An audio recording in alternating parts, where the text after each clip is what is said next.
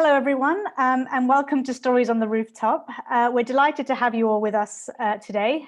Wherever you're joining from, we hope that you've been keeping safe and well. My name is Eliza Mita, team member for Stories on the Rooftop, which is part of the Arts and Culture portfolio of the Aga Khan Youth and Sports Board. Stories on the Rooftop is a platform for sharing personal experiences and engaging in open dialogue with each other. Through these conversations, we seek to enhance our understanding of the diversity of experience within our community and also discuss issues that connect us and that are relevant to all of us today. I'm delighted that Nabila Tejpar will be our speaker today. She will take us through her experience of being a rally driver and being the only Asian female in Europe competing in the sport. Nabila will talk about the struggles she's faced along the way and how she grew accustomed to being in a male-dominated environment, and will share some of the lessons she's learned along the way. Before I hand over to Nabila, I'll just run through a few logistical points. Nabila will start off by sharing her story and we'll have time for questions. You can ask questions by typing in the chat box. Nabila's keen to make this interactive and she's happy to take questions as she's speaking. So please feel free to type your questions in at any time in the chat space and we'll aim to get to them all in turn. There will also be time for more open Q&A after Nabila has finished sharing her story. Finally, as I mentioned, Stories is all about sharing personal experience, and we want to have a safe space for everyone to be able to share their views. So please be respectful when sharing your questions and comments. So with that, I'd now like to invite Nabila to begin. Thanks, Nabila, over to you.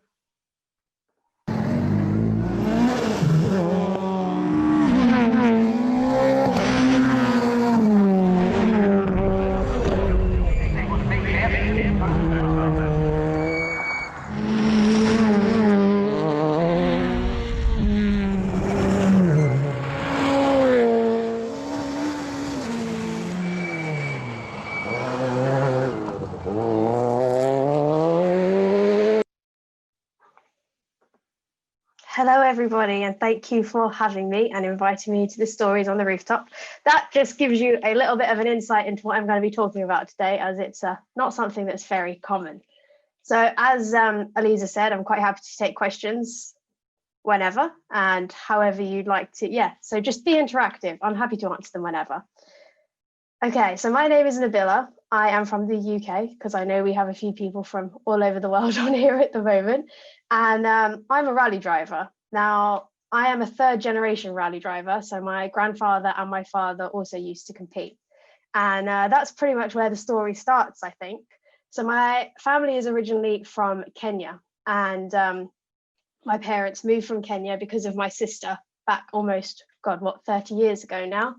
And I think my life definitely stems from the fact that because of my sister, my parents moved to the UK, and a lot of the opportunities I've had and also how I became to do what I do is definitely because of that move. So many of you probably don't know, my sister is disabled and she suffers from cerebral palsy. So in order to give her a better life, my parents decided that it was time to move from Kenya to the UK in order to provide a better quality of life for her. So that's where life started for me. And then I was born in the UK and I've lived here ever since. So that is part of what my family is. And I'm very lucky in the sense of I have such an extremely supportive family and my parents have been extremely supportive in everything I've done. Now, I didn't start off in rally driving when I was little. It was a childhood dream of mine. And I joked around saying, I want to be a racing driver when I grow up, or I want to be a spy. But at that time, it was something that was never really accessible. And even now today, for females even, but also for people of color, it's still not the most accessible sport. And I'll get into that in a little while as to some of the boundaries and things that are a part of that. But I did go to university before I started competing because my mum said, after I tried a car for the first time at 16, that I had to go to university before I could start competing. Now, in her mind, telling me to go to university meant that I wouldn't come back wanting to rally, because over the 4 years of school, I'd get a degree, I'd get myself a job and I'd carry on with life. However, that didn't actually happen. And I ended up graduating early and came home I did summer courses and everything to be able to finish my degree early. And then I came home, handed her the degree and said, all right, now it's time to go rallying. So I didn't start competing until I was 21, and that was in 2015 that I started doing some events. Now, imagine I'm this, well, not even a kid anymore, at 21 years old, I'm a full adult. But in my mind, I sat there and was trying to learn as much as I can, as quickly as I can, competing against people who have, God, 4 or 5 years plus experience on me. I'm also on the older end, because a lot of the people that I compete against started at the age of 14, 15, 16. And I'm here trying to now get into this sport that has, well, me as a female, because there was none other when I first started competing, and trying to understand and learn as quickly as I can all about it. Now, I will explain to you what rallying is. So a lot of people look at motorsport and automatically assume racing, and their first inkling into it is Formula One. But that's not just what motorsport is. There's several different disciplines in it.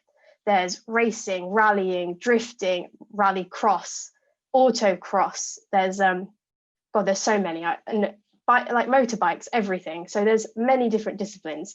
Now, rallying in particular is a little bit different. As you saw from the video, it's not going around a track. It uses dirt roads, it uses snow. Like, you can have competitions on any kind of surface, and it is the fastest point from point A to point B.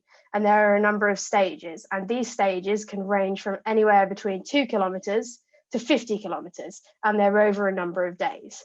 So it's a little bit trickier than racing, and a lot more goes into it. We also have a co-pilot, unlike any other discipline in motorsport. So the co-driver is the person who gives me the notes. Now, these dictate to us where we're going, because we only get to see the stages twice before we compete on them. It's a little bit different. So we go and we do a reconnaissance, and we write down the pace notes, which can be anything from, I've driven across mountains in Portugal. I've driven around race circuits that have been parts of stages. I've driven on tarmac roads that start at the top of the mountain and end in the bottom of a mountain, some that cross across gravel and also tarmac. And I've also had 4 different weather conditions in one stage over a 31-kilometer test. And that was hail, snow, sunshine, and torrential rain. It was crazy. So we really are set up for anything and everything. And I think that's the most exciting part of this sport. And I'm very lucky to be competing in it. So I decided to start in 2015, as I said, and I did some single venue events in order to be able to get to build up my license grades, to get my international license to start competing all over the world. So I started in some small events in a Proton 1600.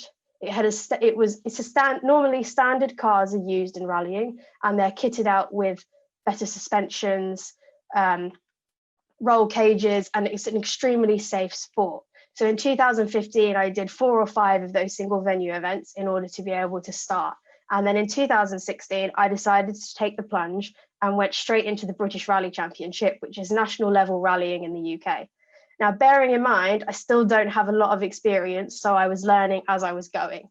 And my first event was in Wales, and it was in March, and it happened to have snowed. I hadn't even driven a normal car on snow, let alone a rally car. So when I first get there and I see that it's snowing, we couldn't actually even get up some of the hills on the reconnaissance because the normal road cars couldn't make it up the hills. So I didn't actually end up doing a full reconnaissance. So I was on organizers' pace notes, which is a little bit tricky when you're going into the forest for the first time. Now, this first event also happened to start in the dark, and this is also the very first time I've ever driven in the forest in my life. So I'm going out on pace notes that aren't my own, with a co-driver who luckily had sat with me before, but it was a very last-minute decision, as he agreed to sit with me because my other co-driver had food poisoning 2 days before. I'm going in the dark into stages I've never seen, even in the daylight, because obviously I couldn't compete, I couldn't recce them. And I also went in with snow and ice. So it was a very daunting first stage for me. And you know what? I actually didn't make it out of the first stage. I broke the car in the first 4 kilometers of it. I cut a corner a little bit too much because I didn't know there was a rock on the inside of the corner. And that was me out for the night. So I sat in the cold at 10 o'clock at night in the middle of the Welsh forest, really, really great and happy with my first start in this sport, which definitely hadn't gone my way. So once we'd been recovered, the team managed to fix the car, and we did manage to get out the next day. So there was 16 juniors on the first event, which is the level I was competing at the moment. I managed to go back out on the Saturday, and in my first event, I finished 9th out of 16. I was very, very thankful to see the finish line, because those are some of the worst conditions I've seen before. Now, this was really what I thought was the worst conditions I'd ever seen, but yet I had so much to learn as I developed and grew on in my rally career.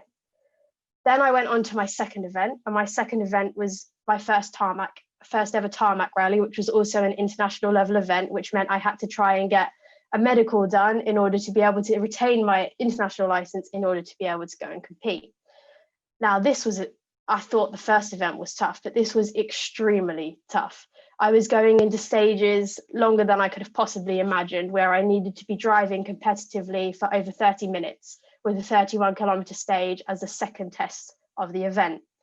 Now, it was really exciting. I had a fantastic time. However, the problem was, with my first year, I had a number of different co-drivers, and that meant that my development in the driving and in the car, but also in trusting the person sitting next to me, was extremely difficult. So I went into that rally a little bit nervous, more nervous than I thought I would be. And the relationship I had with that particular co-driver on that event wasn't very good.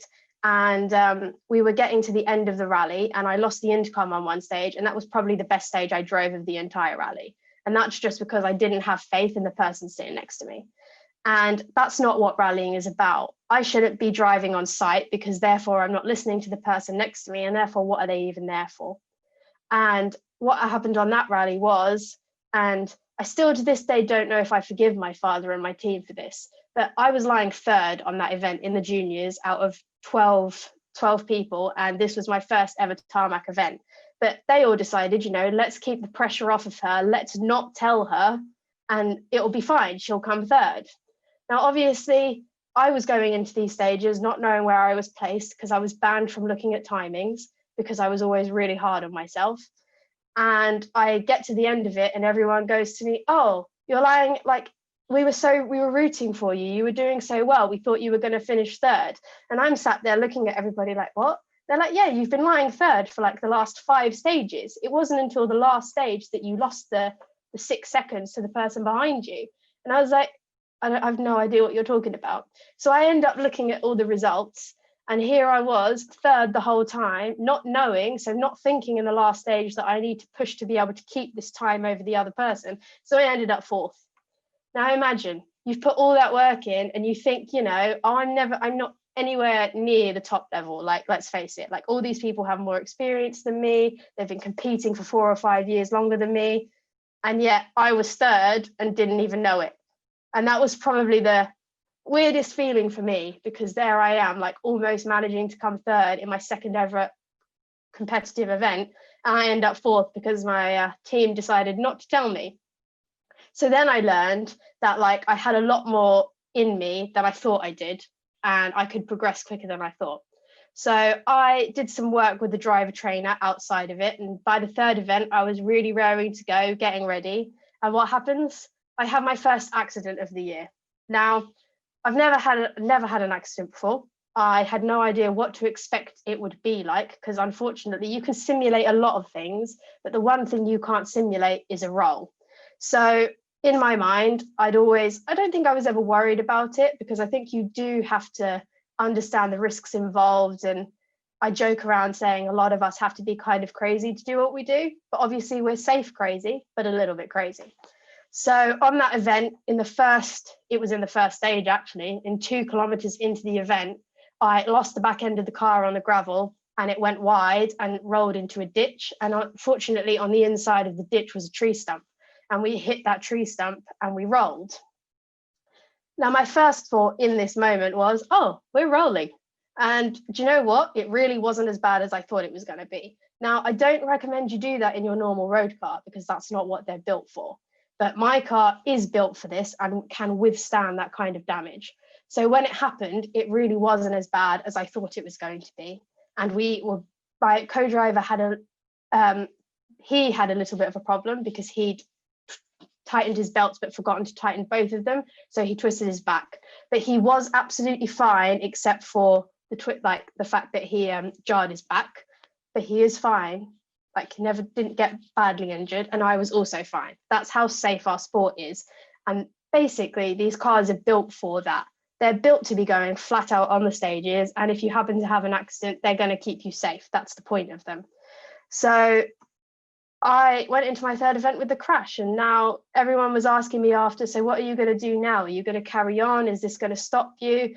And I sat there and was like, oh, what? One measly roll? You think that's going to stop me? No, not at all. Like, I'm going to continue doing what I'm doing, and I love what I do, and it's definitely something I want to continue doing. And I did have questions from a lot of people asking me if that was me done, and if it was something that I was cut out for, and if that's something that I was going to do. And it baffled me a little bit. And sometimes I wondered if it was because maybe I was a female in this ongoing male sport, because again, I was still the only female competing who was a driver in the British Championship at the time. And a lot of them asked me this question, and I guess a lot of them thought that I didn't have the grit and determination to keep doing what I was doing, but I proved them wrong. And as soon as my car was able to be rebuilt, I did have to take 2 months out of competing because I had a problem with my eye that did recover, luckily, but I did have to stop until I could get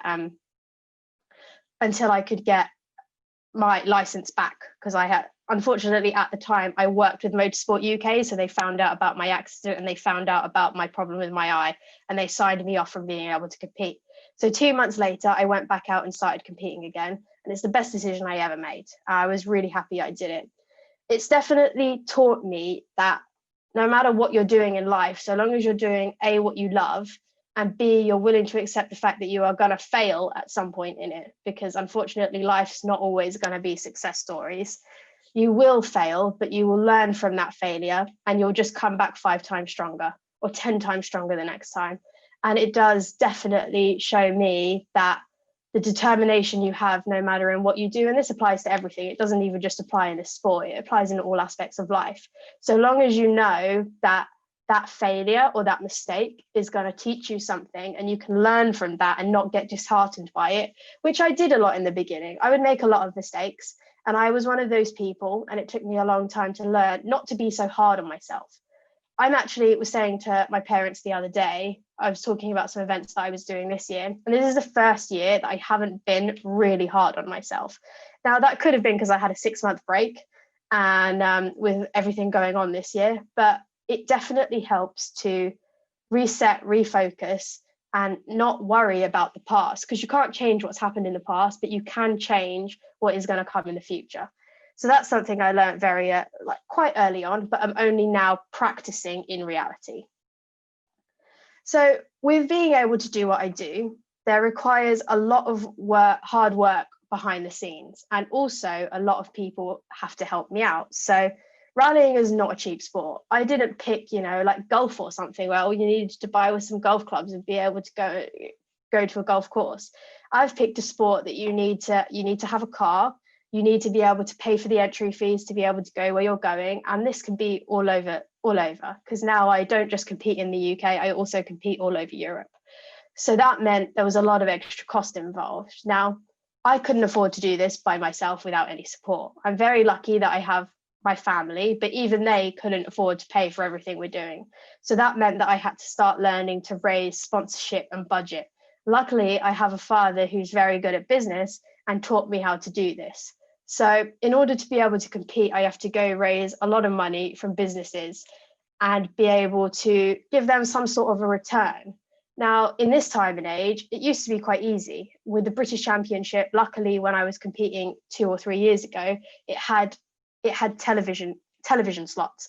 And I would get shown on that because obviously, the championship wants to promote the fact that there's women involved. So that was much easier to sell to them, because you could be like, yes, you have a half an hour slot, we'll definitely get featured on TV. But then over the years, terrestrial rallying showing it on terrestrial TV isn't as much of a thing anymore. It's because it's one of those sports that not everyone understands. It doesn't have the TV time that Formula One does, because it's not a closed environment where they're all going around the same track. We're going through probably 5 or 6 towns in the middle of nowhere, Portugal, or in the middle of nowhere, Wales. And it's really hard to show that on TV. So a lot of it moved to social media. So then everything became, well, what can you do for me on social media? Or what can you do for me in press releases or newspaper articles and things like that? So it takes a lot of hard work behind the scenes in order to be able to put together a package in order to compete. And that's something that I guess I'm very lucky in the sense that I did business as a degree at school. So I have got some idea. But it is a very, very difficult sport, and it ends up with a lot of very talented people being stuck by the wayside because people with money who have, I guess, some form of talent, some not so much, but they've got the money and they can afford to do it. So they'll be the people that manufacturers and teams pick, not because they necessarily are very, very good, but they can afford to pay for what they're doing. So that's what you have to combat in a sport like this. It doesn't matter anymore. I mean, you can have as much talent, and I think Lewis Hamilton is a prime example of this. He was one of the very lucky ones that had managed to raise budget from outsiders because he couldn't afford to do it himself, and he's managed to get where he has. But then you look at someone like Lance Stroll. These are all F1 drivers, by the way. It's just the easiest example I can give. Lance Stroll, however, has a dad who can afford to buy a team and put their son in a team. Now, I'm not saying he's a bad driver. All of the drivers in top level F1 are very, very good. And all of the people at the top level of my sport are very good. But there are definitely people that have missed out because they haven't been able to raise money in order to be able to compete. And that's quite sad. But then that also brings me on then to inclusivity in our sport. Let's face it, motorsport is traditionally a white male sport. And funnily enough, I actually had a conversation with this with a woman who's on the board of Motorsport UK today. Even now, you look at the sport and that's what you'll see. You look at Formula One, you look at the top level of even WRC, you look at drifting, and it's still predominantly white male. I can count on my hands in WRC especially, and in rallying, how many, first off, people of colour there are, or people with ethnic backgrounds, and that's quite disappointing. So when I first started, I'll be honest, I didn't notice the fact that, that people were treating me different or anything like that. I've also been really lucky in the sense of, I don't think I've been treated any differently because I was female in most of the circumstances. I've been very lucky. Rallying is a very, very supportive community, and I've had a lot of help from all different people. Like, even I was helped in my first year in 2016 by a guy who's actually leading the World Rally Championship at the moment, Elfyn Evans, and he gave me constant advice and help whenever I needed it. So I don't think that I've ever experienced anything based on my gender, and that's really good. And I do think a lot of the men now do want to see more women in the sport. I mean, the last woman that has made it to top level rallying was Michelle Mouton, and that was in the 1980s. That's a long time ago now, and that was in the Group B days. So there is definitely a market for having a woman at the top level of rallying, and I think it's extremely important to be able to create more role models at our age, because at the moment she's the only one I had. There was a girl that was competing in Australia who's a friend of mine, and she was probably the next person, but unfortunately there was budgetary issues and she ended up having to go back and compete in Australia, so she never made it to the world level. And that's really quite sad. So I don't think there's a problem with gender in the sport. I just think that there's a problem with access and young girls having the ability to see these other women involved in the sport that go to them, oh, actually, it is something I can do. Most of the questions I'm asked by young girls at the moment are, how did you get involved? How did you even start? Now, I think a lot of the reason I was able to get involved was because I came from a family involved in the sport. Now, a lot of people don't have that. A lot of people don't have third generations of family. Like, I'm the third generation in my family that's a rally driver. A lot of people don't have that. And I think until there's more role models and there's more of an education that there is a possibility to be in the sport, whether it be as a driver, whether it be as an engineer, whether it be as a mechanic, that's when we're going to start seeing more women coming in. And that's definitely something me and a lot of the other women in the sport at the moment are working towards, to create that inclusive environment. And I do think we'll get there. I think on the other hand, what I've experienced is maybe unconscious bias. Now, as I grew up and as I went to school, and a lot of the time over my life, I've never noticed the fact. I live in Essex. It's a predominantly white place. I went to school. There was probably only 4 or 5 people from an ethnic background at my school. So I can't say I would have ever noticed it there either. Everyone was very inclusive and I didn't realize. And when I went to university, I went to a very international school that had a lot of students from China and the Middle East. So again, nothing I noticed. And it wasn't even when I was competing in the UK that I could have picked up on it. It wasn't until probably 2 years ago now. God, time flies. Yeah, 2 years ago now, I was trying to raise some sponsorship and I was looking at some rather large companies. Now, there's another girl that competes at the same level as I do, and we've been competing against each other for a while. And I kept looking at a particular company that I wanted to have on board and see if we could do something with. And I didn't end up getting it, but she did. So I ended up being able to meet someone at quite a high level in that company. And I had a conversation with them. So I asked the question, I was really wondering, how comes that person got picked over me? And I mean, don't get me wrong, this person did it not for being rude or anything like that, but said, well, the main problem is you're not a pretty white female. Now imagine having said, again, I can say I'd never experienced this in my life before, and that was not the first thing that I would have thought would ever have been the issue. And then I sat there and I thought, and I started doing some research on a lot of big companies in there, all over really. And I realized that a high majority of these people, there was no ethnic minorities, there was not even any Black people that they had as ambassadors or part of who they sponsored. And that then got me to thinking. And then I started thinking about the sport generally, because again, I don't know why, I never really picked up on it in the first few years. But then I could start to count the number of people of an ethnic background in our sport. And I mean, at the top level, I can probably count 3 drivers and 4 or 5 people who work either in a team or not even in commentary, they're either. And that started to make me realize that this sport has a long way to go in the terms of diversity. And I think it's extremely important that what Lewis Hamilton is doing at the moment and talking about it and getting the conversation out there needs to happen. But I do think a lot of stuff won't change until governing bodies and the highest level realize that there is an issue and try to change it. Because I said I'd had a conversation with a woman this morning. I was invited today to be a part of a group to talk about women in motorsport and how we can make a more inclusive environment and work together to have more younger girls understand motorsport as a whole. And then I asked her, well, yeah, no, it would be perfect. And also we can do the same for ethnic minorities. And I think the take could work really, really well. And her answer was, oh, but that's a completely different committee.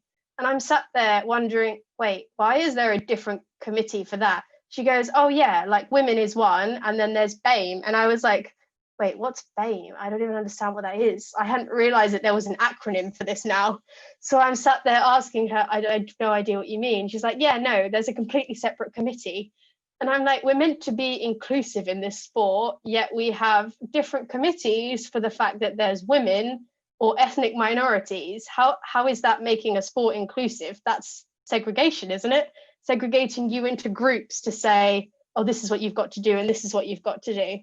And I think, again, that's something that definitely needs to change. And I think there needs to be a whole mixture of one committee that does everything in motorsport. But unfortunately, I think there's still a very long way to go to that. But and it's very surprising to me. I mean, I sat there today wondering, when is that ever going to change if it's not changing right now? And that really does lead me into now questions. Because, well, I've given you all an insight into it, and I think this is quite a topic that maybe there might be a few questions on. So I want to thank you for having me and thank you for listening to me. And I hope I've given you a little bit of an insight into what it's like to be in a sport as a not only female, but ethnic minority as well. Thanks so much, Nabila. There were some questions coming in. I just didn't want to interrupt you. Sorry. No, that's great. It's great that you gave us such a a great insight into your sport and to your experiences. And so I will just get into the questions if that's all right. Yeah, of course. So we had one here about coming back to the issue of stereotypes, and Okay. you know, you talked a little bit about that, but how have you managed to shrug off gender stereotypes, and particularly those we face as Asians? Oh, that's a great question. I don't know if you've necessarily shrug it off or if you just roll with it. I think, as I said, I haven't noticed it so much as a woman in my sport specifically. Like the people involved and the competitors, they're all quite happy to have more women involved. I think it stems from more governing bodies. That is the issue. Now, people like the FIA and Motorsport UK, they don't look at all disciplines of sport in the same light. A lot of everything is focused on racing. So a lot of what they do and a lot of what they say goes towards racing, and a lot of other disciplines get forgotten, which means that these types of stereotypes aren't really ever changed because they're the same bureaucratic people involved at the top level. And I think until that's changed, we won't necessarily see any change at lower levels of the sport. I think I've just learned to sort of not look past it, but not let it bother me, and understand that it's got nothing to do with necessarily people, that there's a problem with people that I work with. It's just something that's not been considered enough yet. And until that is considered, it won't change. Yeah, that's a great point. And I guess it comes from the grassroots as well. Definitely. Yeah. So next question is, who's your sporting role model and why? And I guess related to that, who is your favorite driver and why? Oh, that's a loaded question. So I have a few different people as role models for different reasons. One of them is, of course, Michelle Moutar, because that is my aspiration, always has been since I've ever been into rallying. I want to be the next Michelle Moutar. I want to be the next woman that makes it to the top level in WRC. So she's definitely a role model in that sense. And she's the only woman that's been able to actually win an overall rally against men. And that takes a lot. So, but then I also have a lot of current WRC drivers as role models, like people like Tanak. It took him a few years to be able to win his first championship, and it was a lot of hard work and dedication. And I think learning from the people at the moment at those top levels, they're all role models of mine. So yeah, that's a really hard question for me to have a specific one. And my favorite driver, that's so hard, because again, I have a few, but all for different reasons. And I could go into talking about their driving styles and stuff, but I'll stick to one, and that would be, I don't know. We'll stick with Tanak, who's also a role model of mine. We'll go with that. Great, thanks. So a few more questions have come in actually about rallying itself. So okay. Do you get to pick your co-drivers? How does it work? Yes, so you do get to pick your co-drivers, and it's definitely a relationship that has to work well. I've had 13 different co-drivers in 4.5 years. Now, not all of that is like the fault of my own. I am not that high maintenance, I promise. It's more of the sense of you've got to be able to get along with the person sitting next to you. And in my first year, the person that was meant to sit with me let me down, which meant a lot of the co-drivers already had full seasons booked. So I ended up having to get a new co-driver pretty much every event that year. And the one that I did really like and I wanted to stick around, he actually retired. So I ended up having to find some new ones. And yeah, so you do get to pick your co-driver, but it is a long process. And I'm still working on trying to find the right person to sit with me going forward over the years. And it's almost like a relationship. You sat with this person for almost a week in some circumstances. You're with them for breakfast, lunch, dinner. You're sat in the car with them for 18 hours a day. You've got to be able to get along with them. So yeah, it is a hard process for sure. And do you choose a manufacturer to drive for, or do they select you? No, they select you. That's still my aim at the moment. So at the moment, I am fully sponsored by companies, but I am not necessarily supported by a manufacturer. So I drive a Peugeot and I drive a Proton, but I'm not a manufacturer driver yet. That is the goal also. That is what happens when you get to WRC level, but they choose you unless you can pay them to pick you. Great. What do you do when you're not rallying, and do you still have a clean driving license? Oh yeah, I forgot about that. I do. So basically, when I'm not rallying, a lot of my, no, I lie. My whole life revolves around rallying. I do other things in the background. Like, it takes a lot to be able to do what I do. I train an awful lot because you need to be fit in order to be able to drive. You have to put the effort into finding the sponsors. So that takes time too, especially at this time of the year when you're making portfolios and things, and also social media and things. Unfortunately, that is life at the moment. And I have to put a lot of time and effort into making sure that that's up to date and keeping on going. And that actually used to be my job. I did in the beginning when I first started competing, work and rally at the same time, but I realized if I wanted to get to the top level, it wasn't going to be as easy as that. I needed to put my 100% time and focus into the rallying, and I haven't actually, I sacrificed a lot of my life for it. I put a lot of time into this, and I stopped going out. I stopped. Yeah, I have a few friends that I see, but I definitely cut down on socializing and things like that. And I put my 100% into pursuing this. I'm sorry, what was the second part of that question? Do you still have a clean driving license? Yes, I do. I've never had a speeding ticket.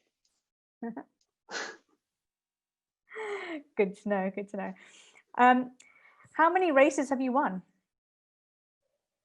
Okay, so winning races, there's different categories in cars, and I am not in the category of car that can win an outright rally. It's a junior level car. My highest placing is second. I haven't won a junior level category yet, but I'm in the works, hopefully. The car behind you in your picture, is that the car that you're driving currently? Yes, that's the car I was driving in the last 2 weekends. Great. So it's been a few years since you graduated. What does your mother now say about your chosen career path? As soon as I did what my mum said and graduated and got my degree, she became very, very supportive, and she's probably my number one critic and also a supporter at the same time. So she definitely wants me to get to where I want to get to as well, and she definitely pushes me very, very hard. So yeah, no, she's been very, very supportive, and I think she's now on board after all this time with my chosen career path. Great. Do you think that e-sport or e-racing will replace real life racing? And what event would you like to do in the future? Oh, that's a great question. E-racing did become a very, very big deal this year, especially in the times that we're in at the moment. I actually competed in some e-racing myself. I don't think it has the potential to overtake actual racing, but I do think that there will be more and more people that choose to do e-racing because it's a lot more accessible than it is to be able to compete in certain levels of motorsport, and it is a really big deal. Like, I know guys who have won like over 20 grand for winning an overall esports competition, and I know that people follow sim racing now quite highly. So I don't think it will replace it, but I do think it will continue to grow and become its own right within the sport. And I'm sorry, I forgot the other part. What event would you love to do in the future? Oh, that's a tough question. I have many events on my bucket list that I would love to be able to do. Sweden, because I've never had the chance to compete on ice, and probably, oh, I don't know. Maybe one of the rallies in South America, Argentina or Chile. Wow, that would be cool. Yeah, would be cool. If we're allowed, I'll come and be a cheerleader for that one. Sure, all welcome. So the next question, were you shy or were you confident when you first started? Oh, that's a great question. When I was younger, I was always very shy. I don't know. When I started competing, I started having to do interviews quite a lot.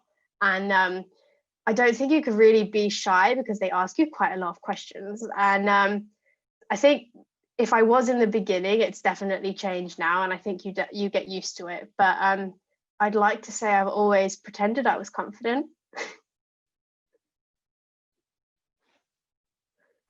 Sometimes that's part of the part of the way of getting confidence is initially to pretend that you are. Yeah, exactly. So the next question is around diversity and the fact that Lewis Hamilton has set up a diversity commission to look at inclusion in motorsport. So is that something that you're participating in, or is there something similar for BRC? That's a great question. I would love to be involved in that commission in order to be able to help include increased diversity in the sport. However, I don't think I'm at that level of Lewis Hamilton yet to be able to get involved with that. But hopefully in the future, I have tried ways to contact him, but it's not as easy as, or obviously it's not as easy as I thought.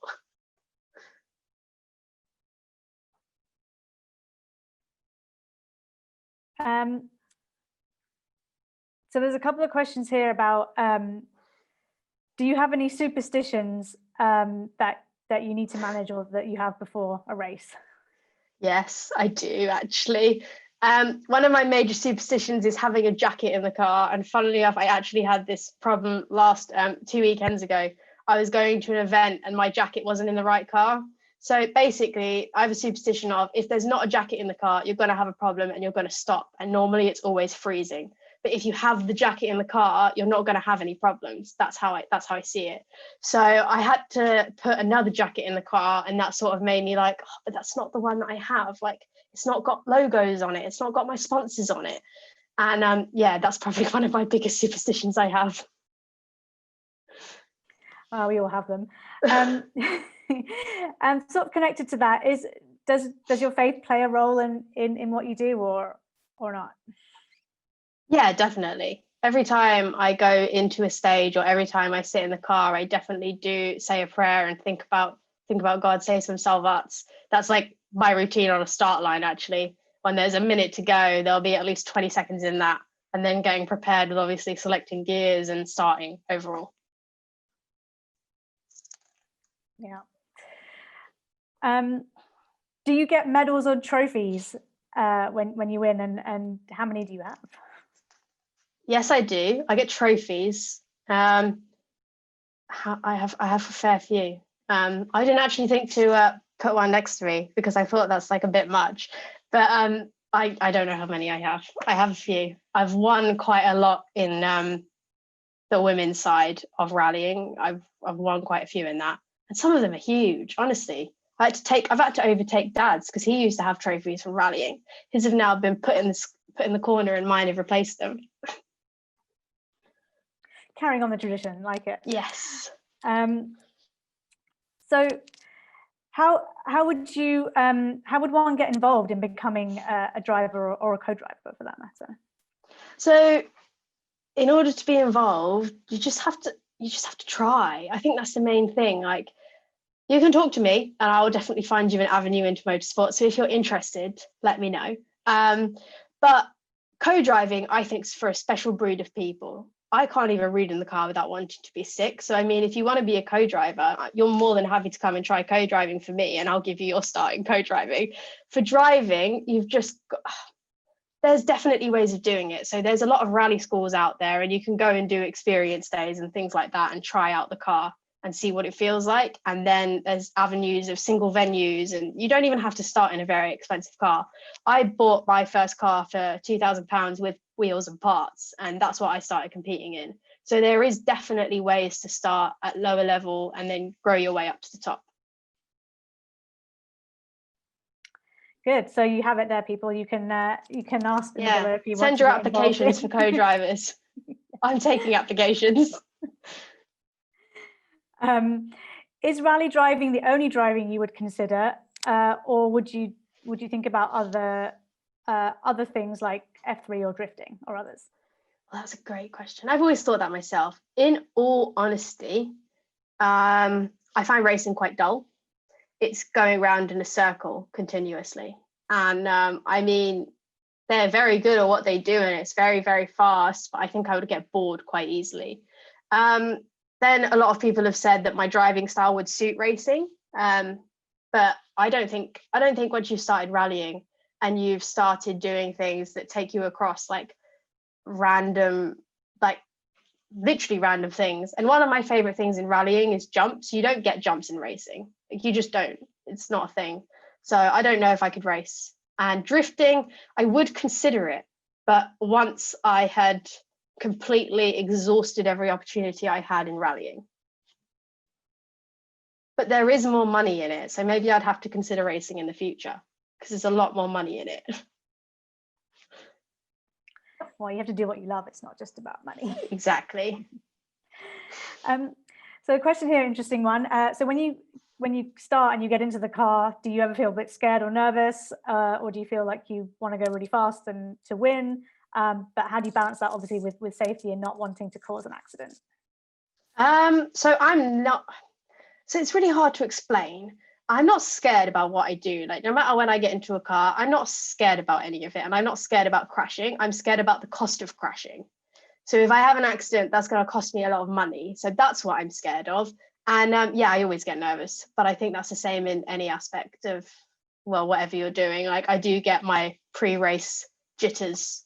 And I think if you're not nervous, then there's a problem. So yeah, no, nerves are a good thing. Well, sort of related to that, how do you condition your mind to get into a peak performance state? I don't think I've ever actually thought about that. It just sort of does it. It sort of conditioned itself to know what to do by now. So I just go drive, and that's me getting conditioned into my state of mind. Yeah.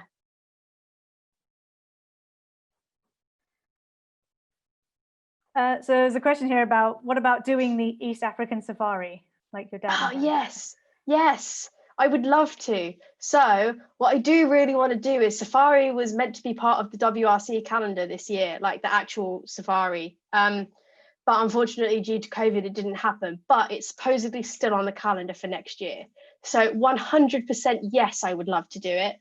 I don't know if I would necessarily want to do the historic, like the classic, because I don't think I'd be able to drive the classic cars without power steering in that kind of environment. You know, I'm spoiled now. I drive modern day cars with power steering and sequential gearboxes. But I would definitely love to do the safari rally for sure. That is a bucket list event I forgot about. Oh, when it was East African safari, I was thinking about animals. Sorry, completely wrong. I do hope that the question meant the East African Safari Rally. And I mean, I've never done a safari in my life. My parents are from Kenya and they've never taken me on a safari. It's terrible, right?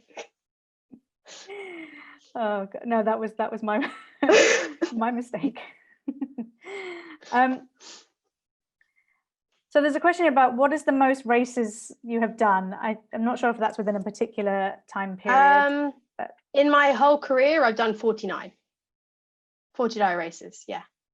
Hopefully we'll hit 50 in a couple of weeks. Wow. Okay. Oh, have you ever had your dad as a co-driver? Yes, it was horrendous. So we did an event last year that was like a demonstration event, and I was his co-driver for some of it, and he was my co-driver for some of it. And let's just say we are both rubbish at co-driving. I got lost. I did a bit better than he did. He got lost on the first line. I at least made it halfway down the page before I got lost. So then it was a lot of like, just straight. Oh no, turn left. Yeah, it wasn't good. Great. Well, thank you so much. I think we've covered. Oh, one more question. Okay. Would you change your own tire or wheel, or would you call the AA?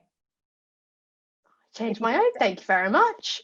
Yeah, I've had punctures in the middle of the stage where you've got to jump out the car and change the wheel. And the quickest we've managed it, to be fair, it is a joint effort between co-driver and driver. So it's not so bad. And then also we have to do a lot of changing of tyres based on the conditions. So when I went out on an event a couple of weeks ago, I ended up changing my own tyres 6 times over the course of the event to make sure that I had the optimal tyre on the car at the time, because there was a lot of drying out of the road and then it started raining.